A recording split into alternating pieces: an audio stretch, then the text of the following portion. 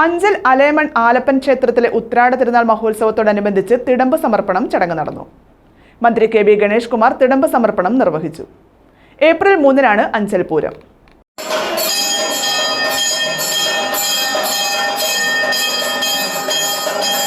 ആലപ്പൻ ക്ഷേത്രത്തിലെ ഭക്തജനങ്ങളുടെ ചിരകാല അഭിലാഷമായിരുന്നു തിടമ്പ് സമർപ്പണം. മന്ത്രി കെ ബി ഗണേഷ് കുമാർ തിടമ്പ് സമർപ്പണത്തിന്റെ ഉദ്ഘാടനം നിർവഹിച്ചു.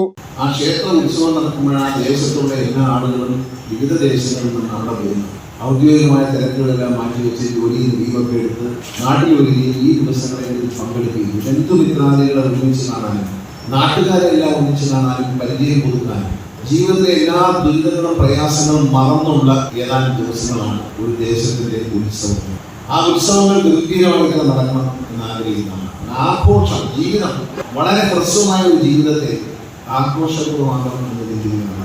മാർച്ച് 29-ന് ആരംഭിച്ച ഉത്രാടം തിരുനാൾ മഹോത്സവം ഏപ്രിൽ 3-ന് അഞ്ചൽ പൂരത്തോടുകൂടിയാണ് സമാപിക്കുക. തിടമ്പ് സമർപ്പണ ചടങ്ങിൽ 100 കണക്കിന് ഭക്തജനങ്ങൾ പങ്കെടുത്തു. രാവിലെ ക്ഷേത്രത്തിൽ ഭക്തജനങ്ങളുടെ പൊങ്കാല സമർപ്പണവും ഉണ്ടായിരുന്നു. ഭാരവാഹികളായ ശ്രീജിത്ത് എസ് നായർ, പുത്തയം ബിജു, രാഹുൽ കുമാർ, ശ്യാംകൃഷ്ണൻ, ശരത് ജെ ചന്ദ്രൻ, രഘുനാഥൻ നായർ, ബിജു ജി പിള്ള എന്നിവർ തിടമ്പെഴുന്നള്ളത്തിനും പൊങ്കാലയ്ക്കും നേതൃത്വം നൽകി. News bureau, Anchal.